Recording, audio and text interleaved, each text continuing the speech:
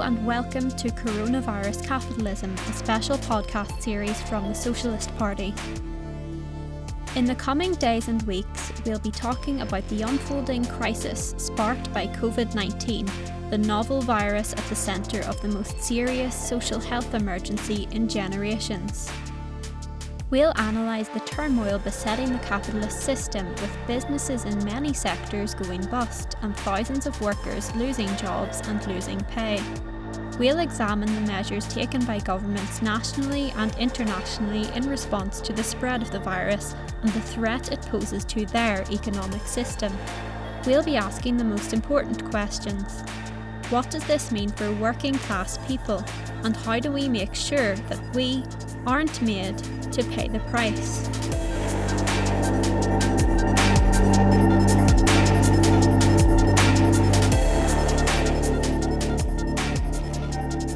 So I'm joined by Kevin Henry, who's a Socialist Party organiser based in Belfast. Hi, Kevin.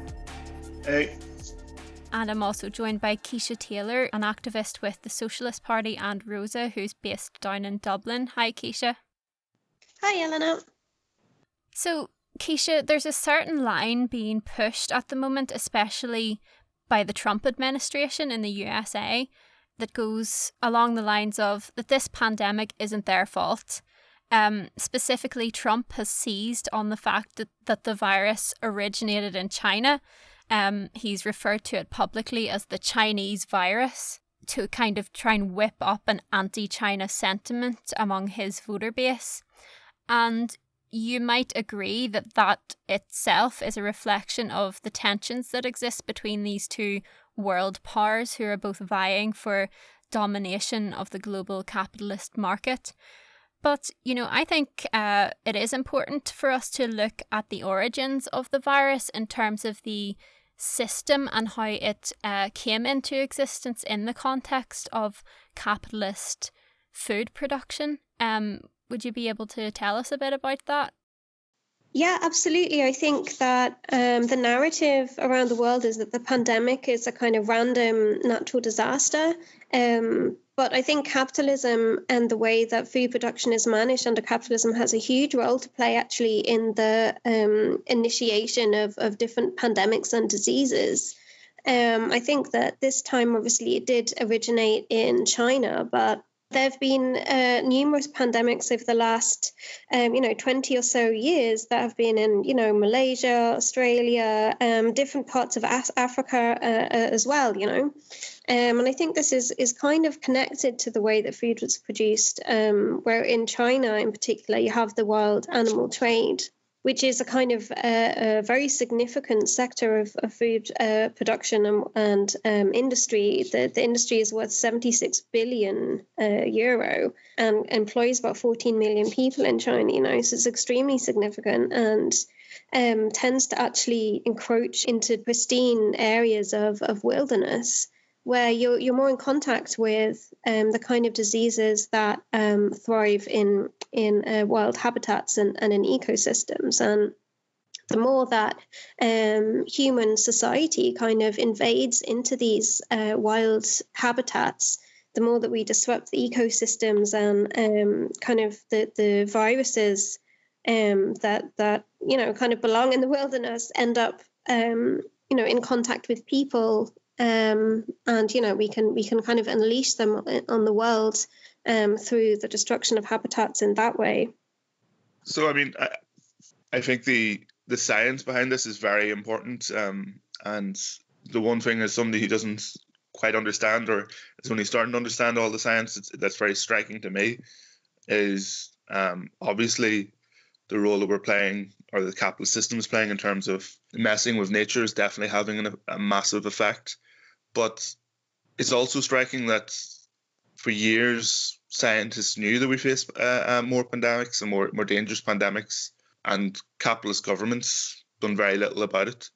3 years ago, there was a test in the NHS that tested what would happen if there was a pandemic, and we knew that we would be in serious problems, but it was basically covered up, and austerity was continued for years.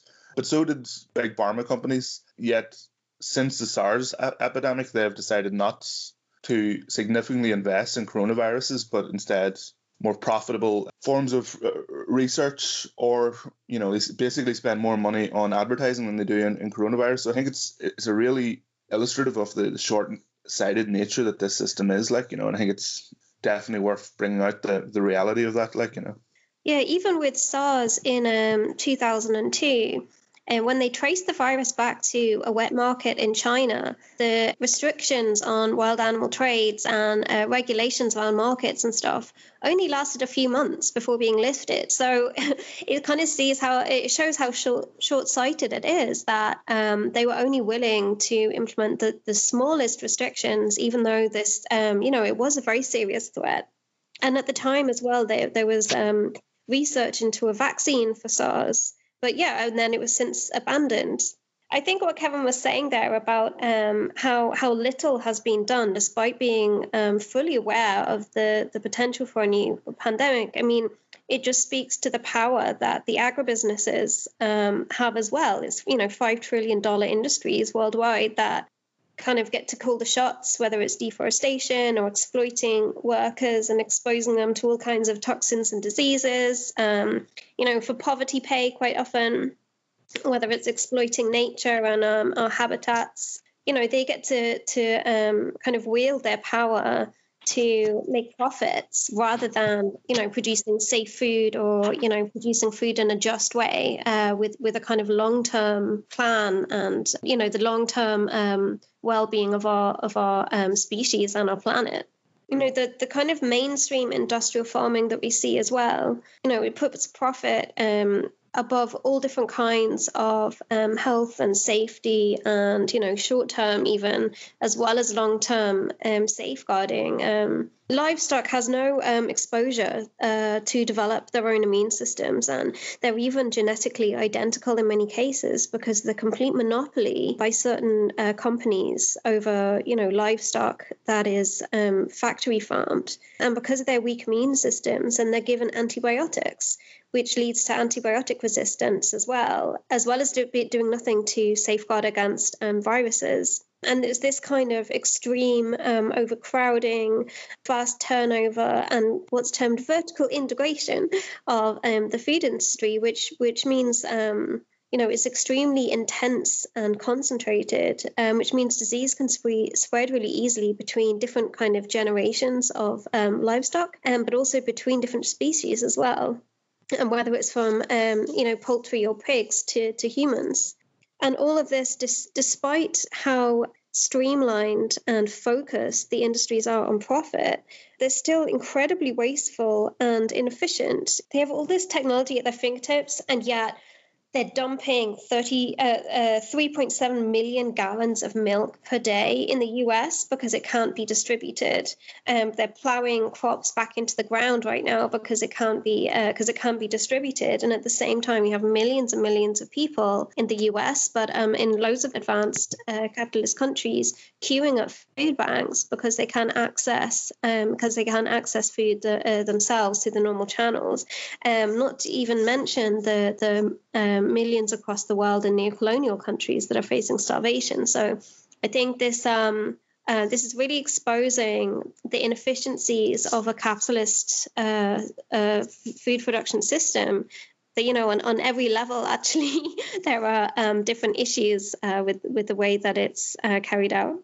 I think the example of, which I think a lot of people have seen, of the millions of gallons of milk being destroyed, or other examples like that, or even at the start of this crisis, there was pictures in Las Vegas of homeless people sleeping in car parks so that they could properly socially distance. In a city where it's obviously because of tourism that there's 100,000 empty hotel spaces. And it actually, for me, brings out one of the big lies that for years advocates of the system pushed, was that capitalism is the most efficient way of running society. And some of us who have been socialists for a while will have heard countless examples of how inefficient Stalinism was, the old producing 1 million gloves, left-handed gloves, but no right-handed gloves or something like that. But when it matters, the system has proved to be extremely inefficient in terms of distribution of food, provision of housing, and I'd say including dealing with the pandemic itself. So even when governments, for example, knew or did prepare, were less short-sighted about this, the markets let them down. So in America, I think is a very useful example. In 2006, so I think that's the Bush administration, after the SARS pandemic, said we need to prepare in terms of ventilators in case of what they called a moderate pandemic, and said that they needed 70,000 extra ventilators. They put it out to they outsourced it to a private company. That private company was bought over by another private company, who then, because they didn't want the competition of they seen it as a competitive line, basically dropped out of that contract. The government then had to go once again outsource, which they went to Philips. And Philips have said in the course of this crisis that it'll be the middle of 2020 before the first ventilators are achieved or are given. So something that was started in 2006 and 2020, relying on market forces, has failed to deliver results. And we see similar things in the NHS. So Dyson's, for example, have been on the news this week because government have cancelled their contracts. But one of the things that was happening was Dyson had a new ventilator that they were using based on their models, their patents. NHS staff were reporting that they had to be taken out of frontline care in order to be trained. It's just an illustration of how chaotic the system has actually been in terms of dealing with this, very serious crisis. And I think ordinary people will learn lessons from that, So, I think it's universally acknowledged that humanity is in the midst of a crisis right now. But it seems to me that the coronavirus is really more like two crises that are happening side by side. On the one hand, the pandemic represents a humanitarian crisis, of course, on a massive scale. In a number of countries, we've seen thousands of people dying without ICU beds, without ventilators, or sufficient numbers of trained medical staff. Thousands more people dying unrecorded in care homes or in their own houses. The lack of PPE, of course, has made health workers even more exposed, and many of them have also died. And on the other hand, we've seen the stock market descending into chaos. The Financial Times has reported that most airlines now are facing bankruptcy. Some have already gone bust, and every day seems to bring fresh news of businesses closing stores. So there is also a crisis going on for the capitalist system. And there's a direct contradiction, I think, between the need of the capitalist system to continue making profits as usual and the need of society to shut down all non-essential production and to urgently gear all production towards defeating this virus, whether or not that is immediately profitable, because it's a question of life and death. So Kevin, maybe you can comment on this. Is the capitalist system capable of reconciling these two things, the needs of the economy and the needs of the mass of ordinary people and workers? Well, I think on the basis of this system, which has very parasitic features at this point, it isn't possible. And you see it in countless ways, from small examples of massive profiteering that was seen from the start of this crisis to you mentioned the Financial Times. There was an article, I read it this morning, but it may have come out yesterday, of Black Swan groups, which are the name of funds set up in order to make money out of economic crises. And they're reporting on average 57% increase in profits, but as high as 1,000% increase in profits. And just to say, it involves people in the Tory administration. Rees-Mogg is rightly hated by large sections of good-thinking people, but he's making 500. His company is estimated to make 500% sub-normal increases in profits based on investing money to reflect an economic crisis happening. So basically, it's casino capitalism at its worst. And people can say, how does that relate to the the real economy. And one of the things is that there's massive speculative bubbles in the economy that haven't gone away from 2008. And that's one of the points that the Black Swan groups make, is that they're busting speculative bubbles and building new speculative bubbles in reality. There's a massive debt crisis from 2008. It's seen, for example, in Italy, where they were a major country affected by the Eurozone crisis, and their debt yields has went up in the course of this crisis, raising a question over their ability to access liquidity on the markets, which raises all sorts of profound questions for the Eurozone. But from our point of view, just basically, it's a real serious crisis. And one of the things I think we have to say is that this isn't... the pandemic probably would have led to an economic crisis no matter what, in my view. But it would have been a bit like if you had a healthy economy, it would have been like what capitalist commentators are saying will happen. Will be a V-like recession. We go down and then we recover quickly. But what's indicated is, including by economists who, Neri Rubini is probably the best example, somebody who predicted the 2008 recession.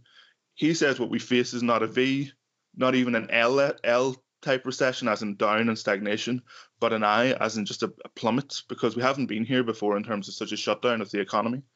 And just a final point I would make in relation to this is then you have obviously the tension in terms of actually, as you mentioned, the reopening of the economy. It's seen quite starkly in terms of the attitude of the American administration, but across Europe, different governments are moving at different speeds to reopen their economy quickly. In Northern Ireland, we've already seen Bombardier reopen and Caterpillar, important industrial workplaces.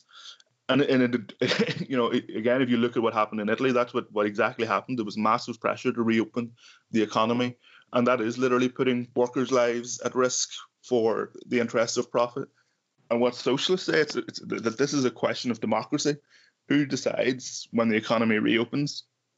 Is it the capitalists, the CEOs, or is it the ordinary people and the workers? Most importantly, we think the working class people are best equipped to decide how the economy should be reopened, rather than those that are doing it for profit, essentially. Yeah, I think something that's really striking is that the deaths that are happening right now are avoidable.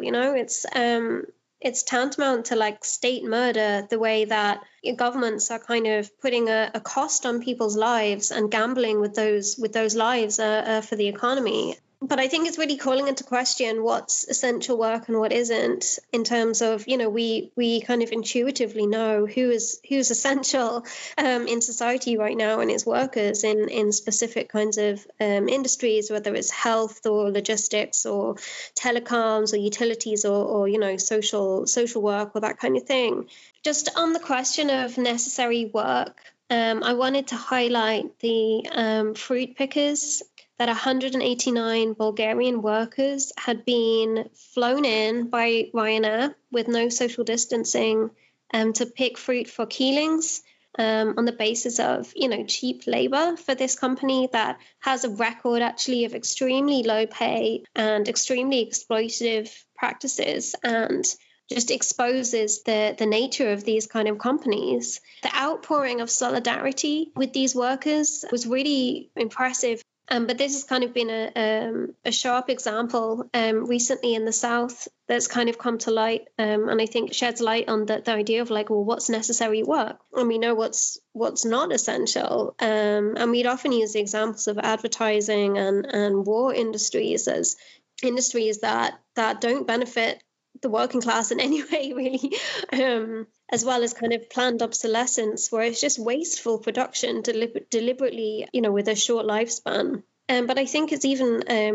kind of broader than that now, that people are kind of questioning the way that we work as well, in that, you might be at home, working from home, working long hours to do something that seems completely pointless in the context of, well, this is a mass, a pandemic where, people's lives are on the line here, and, you're at home, writing a marketing report or something like that, or as the essential workers that are literally going out into going about their day at risk of catching the disease at any time. So I think that kind of, the kind of decision making that Kevin's talking about there with workers' democracy, where workers are in control of like who goes back to work, under what conditions as well, whether it's full production or slowdown, or what safety measures need to be put in place, or what testing needs to be done. I think that's kind of coming out more, that people are intuitively like taking action in that way as well, that they're not going to put their lives at risk, and they're trying to fight back. I think the point Keisha made about how workers see their work is very important. Just to give a sort of flip side to that, because obviously lots of people are experiencing that some of the work that they might be doing isn't really, as we would use the phrase, socially useful work. But other workers are now experiencing how important their work is, in terms of retail workers, for example, who the Tories, just before this crisis happened, in the midst of their racist immigration policies, were talking about how this work is unskilled work. They actually said any work under, I think it was 25,000. So I think that includes like a lot of our health workers, is unskilled work. But the real experience, of course, is now this is essential work. Retail workers are essential. Transport workers are essential. Obviously, our workers in the health service are essential. And I think that will have a massive effect in terms of the confidence those workers will have. If the government goes after our NHS in the aftermath of this crisis, I think they will find a massive amount of opposition. And if retail workers try and fight back in terms of improving their position in society, I think likewise they will find a massive reserve of support in society for that. But just to make a point about, I've heard people say this, that you see the worst of humanity and the best of humanity in this situation. And that's true, I think. I mean, Trump, never mind what he said about bleach, but the attacks on Chinese people in such a racist manner is an illustration of the worst of humanity. But the best is people coming together in common struggle. And of course, we see that across the sectarian divide here in the north. It's an illustration of actually the capacities of working class people at this point to solve things. And not only the power, which I think has been demonstrated, of working class people, but also their capacities. You see countless examples of people making their own PPE equipment to give to workers using 3D printers, etc. But more importantly, collectively coming together. So just to give two quick examples. In France, there's an example of a McDonald's, which has basically been occupied and turned into a hub to distribute food to those who need it. Hopefully, I imagine better quality food than McDonald's. But also, General Electric workers in America have taken organised pickets at their headquarters and at some of their factories to demand work that is currently to make jets is retooled to make ventilators. And I think that illustrates exactly the point that working class people have not only the power, which has been demonstrated in this crisis to bring society to a halt, but also they have the capacities in order to, in a far more efficient way, run society. I think it's clear that a V-shaped recession, as some commentators have referred to it, is looking very unlikely. And I think that can bring with it great misery for working class people if elites are allowed to shift that burden onto them. And some of the ways in which they might try to do that have already been outlined. And I think there are serious questions to be asked now, not only about how we mitigate the worst of these attacks on the living standards of working class people, but about what is the alternative. Kevin has mentioned workers at McDonald's and General Electric in France and the US, respectively, having taken control of areas of production. So not to get too far into the realm of speculation, because we do have to deal in an immediate way with the problems that are confronting us. But I'm sure that this question has occurred to some listeners as the discussion has gone on. How might this pandemic have developed differently under a socialist planned economy where workers democratically control production? And I'm sure we all agree that in the aftermath, it's going to be necessary to build the fight for an economy of that kind. But how is that possible? Well, we mentioned earlier that scientists have long been aware of the risk of an imminent pandemic, and yet very little was done globally to prepare for that in a real way. And I think that in a society that was planned for, human need rather than for profit, we would have been able actually to do a lot to prepare and protect ourselves against an incoming pandemic. Like, as we mentioned earlier, with the SARS vaccine, that was abandoned halfway through. Well, that's a kind of a socially useful endeavor to develop vaccines for potential viruses, develop different medicines, to pool the resources and research and development capacities of, worldwide health research, rather than having competing companies, to stockpile equipment, PPE and things like that. And even in Belgium, they had 6 million masks that were kept in case of emergency. And when they expired, they just weren't replaced because it was seen as a waste of money. So, that kind of thing would never happen under socialism, that, that democratically workers would agree that it's not worth having protection for a future crisis. That just, is something that's unthinkable. But also the destruction of the health service and other public services that under a capitalist society, they're seen as a business opportunity. And under a socialist society, they'd be seen as, a public necessity that's there to provide for the needs of people rather than, something to be wasted away. So I think that's not even taking account of the response to this kind of crisis, but so much that would be put in place in a socialist society that if a crisis hit, then we would be much better prepared. Yeah, I think it is about rationally looking about how society should be run, and the lack of stockpiling of vital equipment in case of such a pandemic, I think, illustrates the short-sighted nature of the system. But it is worth saying that the system is prepared to stockpile stuff when it suits its needs. So how much money internationally have we spent in terms of the arms industry every year? It's over a trillion a year in the arms industry. Where does that's a massive stockpiling of weapons to kill people, but we can't stockpile equipment to help people. In America, they spend 42 billion, I think, every year in terms of nuclear weapons alone. Never mind what the Trident system in Britain or elsewhere is spending.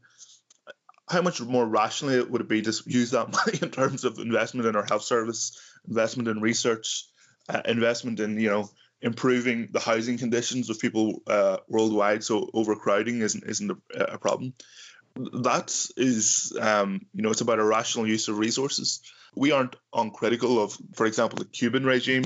As Marxists, we're criticizing undemocratic aspects of that regime, but the planning of the economy in Cuba means, they have a massive amount of resource in terms of the health service, one of the best health services, or the best health services in the Americas, an ability to export doctors across the world in this crisis. If that is what one small country island country under embargo can do, what could you do if you had the resources of major economies of the world, democratically controlled, where workers actually take on the decision of how things are done, not the CEO of capitalists, but not party bureaucrats either. We tend by nature when focusing on these discussions to talk about capitalism internationally, but the ideas affect what our politicians on the ground do as well. So there's a very telling quote from Conor Murphy, who's a prominent figure in Sinn Féin and also the finance minister in the North, who said we should have been on the market earlier for PPE equipment. Weeks earlier was the phrase. Now, there's an obvious point to be made about how short-sighted Stormont is. But the other point, which I think is more pertinent for us, is a complete reliance on the markets in order to create necessary PPE equipment. We have the factories in the North, at least, to properly produce PPE equipment. Yet the attitude of people like Conor Murphy or, his DUP equivalent to that, people who Conor Murphy claims to be left-wing, but is not to consider the market anything but the markets. And I think one of the things, even if you were caught off guard on the basis of this crisis, which I don't think you would in terms of being able to rationally plan, the ability to turn key sectors of your economy to actually dealing with the problem would definitely be a lot easier when there's not just various companies competing with each other, and profit being the key motive rather than people's needs. I think one of the contradictions of capitalism is that we have these privately owned, competing, self-interested companies competing for business, competing to make profit, competing for the cheapest labor and the lowest taxes. And yet, all these supply chains are so incredibly complex all over the world that, there is an element of interdependence and reliance on each other as well. So that as capitalism is more and more advanced and the division of labor is increased, there's a tension between the cooperation and the competition between companies globally. And I think that this kind of comes out in a crisis where its dysfunctional nature is exposed, and you see that, it can't supply what's necessary. It can't adapt. It can't be flexible in that kind of way, rather than like the workers at GE, or even the workers in the likes of Holland and Wolff, who in their fight to save their jobs, put forward transitioning towards more green technology. So I think that, workers actually are much more flexible and adaptable to be able to think creatively and resourcefully about what's needed in society than the market and its kind of Machiavellian competition. Like the idea of workers being in control under capitalism right now, we're kind of fed this ideology that it's not possible, that you need a hierarchical workplace and all this kind of thing. But the fact is that the committees of workers being in control of their workplaces has happened in the past, whether it's the Paris Commune or after the Russian Revolution, or even on the island of Ireland, we had the Soviets in Limerick and stuff like that. It is possible. It's just a case of getting there. And, it's not this kind of abstract hippie kind of thing. It's committees of elected workers, trade unionists,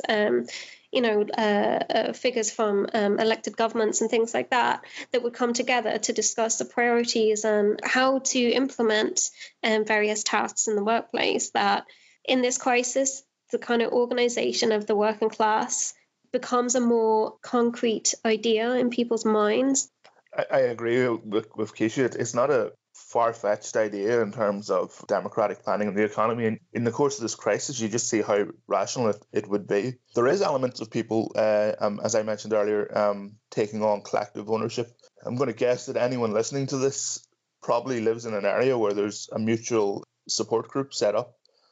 That's nowhere near democratic planning of the economy, but it does illustrate people's natural inclinations, to work together. And the other point I would make is that the system itself, in the course of this crisis, has thrown out all of its norms of the previous era, all the neoliberal ideas. I remember campaigning in the South what seems like a year ago, but at the start of this year, where Fianna Fáil and Fine Gael, the two main capitalist parties, said we can't have rent freezes because it's unconstitutional. Now we have rent freezes. Corbyn was ridiculed for saying that there should be a nationalisation of the railway services.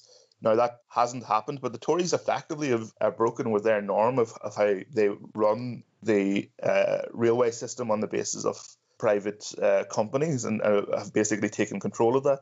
The European Union, which for years pushed a neoliberal agenda, has abandoned its own fiscal rules. So we live in an era where things are changing. That's clear, and it's a question of in what direction they change and what forces assert itself to make that happen.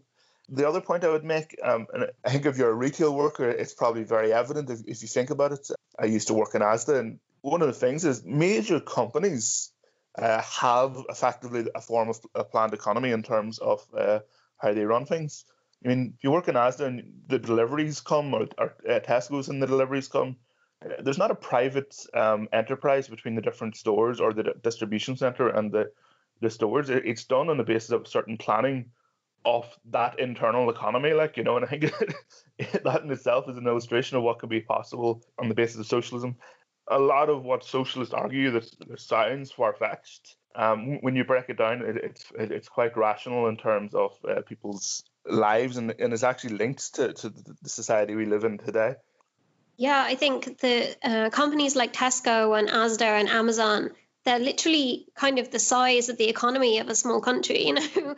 Like, they're so complex and they have so many different outlets and they involve so many different processes that it's kind of easy to demonstrate how the technology exists actually for really detailed planning. Absolutely.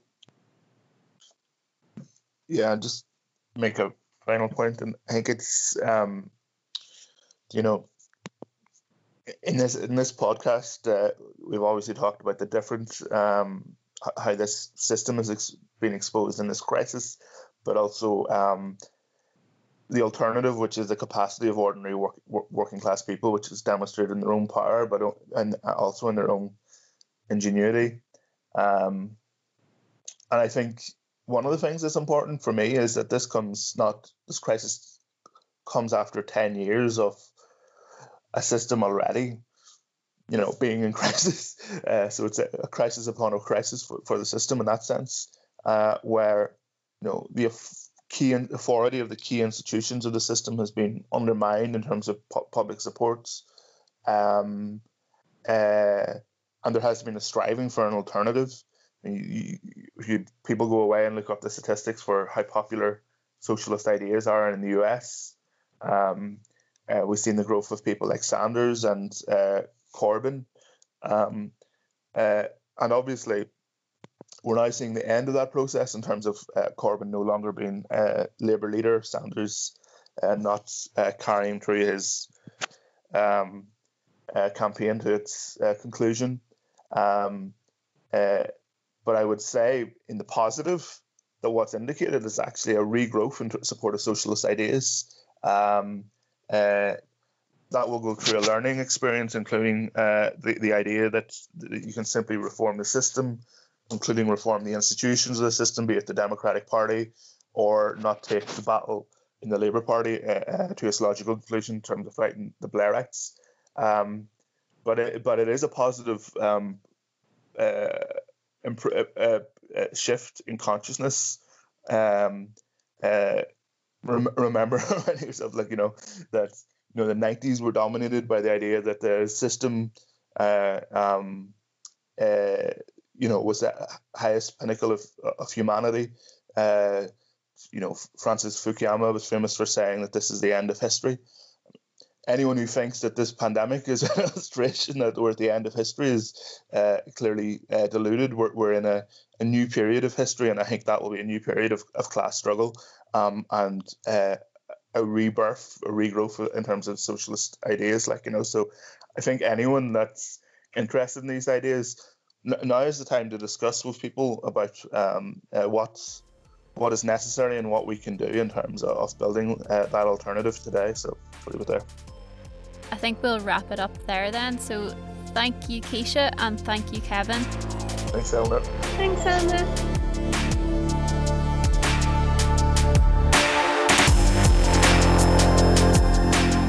We want to hear from you. Find Socialist Party NI on Facebook and follow us on Twitter at Socialist NI. For more news and analysis or to donate, go to socialistpartyni.org.